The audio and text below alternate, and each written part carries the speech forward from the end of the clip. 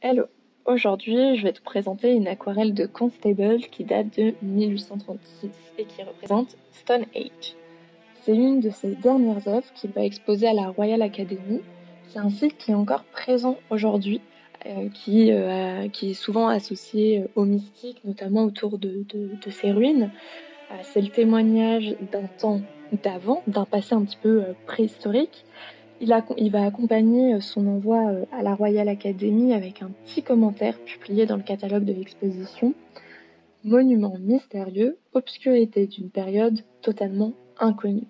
En fait, les termes qu'il utilise vont un peu isoler Stone Age spatialement et chronologiquement. C'est pas un lieu en fait, mais c'est un espace borné. Il est détaché du présent et du passé et il nous renvoie au-delà des traces de l'histoire. Ici, en fait, on est entre la ruine et le fragment de nature. C'est un lieu qui est un petit peu paradoxal parce qu'il contient la mémoire, mais on ne sait pas quelle mémoire. C'est un petit peu caché comme un secret. Constable, il va peindre aussi ce lieu sans présence de berger. Pour autant, l'œuvre, elle n'est pas désertée, mais elle est peuplée de 3 habitants. L'un assis avec son ombre projetée sur la pierre, le deuxième au fond avec une ombre.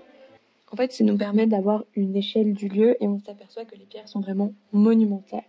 Il nous rappelle aussi que ces monuments sont visités et ça manifeste l'activité à parcourir corporellement la ruine pour tenter de la comprendre. Je te rappelle qu'à cette époque, on est chez les romantiques, donc on aime pérégriner dans la nature, aller voir des ruines, etc. Bien entendu, je n'ai pas oublié de te présenter le troisième personnage qui est un lapin, mais lui, il va fuir le site puisqu'il y a une dimension un petit peu apocalyptique dans cette peinture. Le site, il est un petit peu hors du temps et il lui met du coup un petit peu un ciel hors du temps aussi. On a une sorte d'apothéose et d'emblème pour lui, d'autant plus qu'il est passionné par la représentation des ciels. Puisque, en fait, une fois arrivé à Londres, il va se rendre à Ramstein, je ne sais pas le prononcer, je suis désolée, au nord de Londres pour peindre et se met à observer le ciel. Et en fait, pendant pratiquement 3 ans, il va faire des ciels pour s'améliorer. En fait, c'est aussi parce qu'il avait reçu des critiques et du coup, il veut s'améliorer pour prouver aux critiques que si, il sait faire des ciels. Pour lui, ça va être un véritable sujet de peinture. Et il va en faire beaucoup d'études. C'est pas exposé à l'époque parce que c'est considéré seulement comme des travaux préparatoires un peu des brouillons. Mais lui, il les considérait sûrement comme des œuvres à part entière. Et il va devenir vraiment savant en alternant lecture et peinture à propos de ce sujet. Notamment, en fait, à l'époque, on a des développements en météorologie, donc forcément ça aide.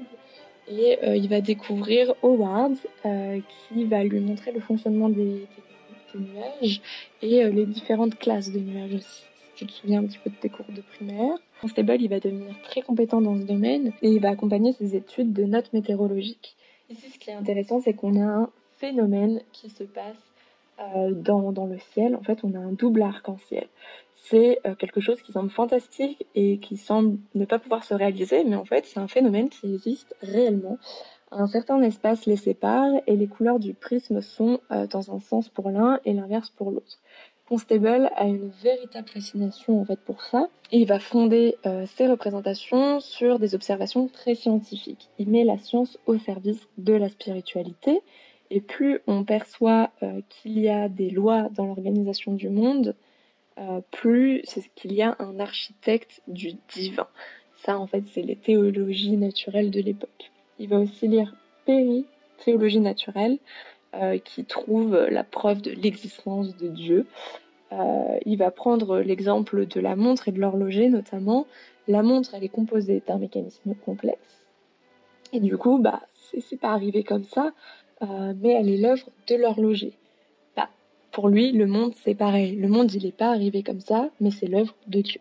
Chez Constable, on va avoir l'idée de fatalité. Les choses sont jouées par avance pour lui. Il va nous connecter directement avec la notion de tragédie et il nous fait entrer dans la ruine. Et en fait, il va faire rentrer la ruine dans sa peinture seulement quand il est sûr qu'il peut porter ce message de fatalité.